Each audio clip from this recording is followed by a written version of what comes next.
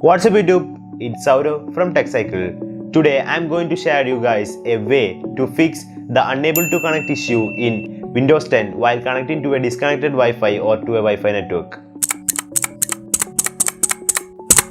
First of all, this is not a direct fix for this problem. This is just a byproduct for me while testing out an application. So I cannot guarantee 100% fix. You can just try it because it just costs nothing, only the time you spent. Now to the fix. The fix is very simple. Install CommView for Wi-Fi in your system. By installing it, it will install CommView driver in your system, which will solve this problem. For the guys who are having trouble while installing CommView, the step-by-step tutorial is: head over to the link in the description and download CommView for Wi-Fi. After that, install by opening up the downloaded file.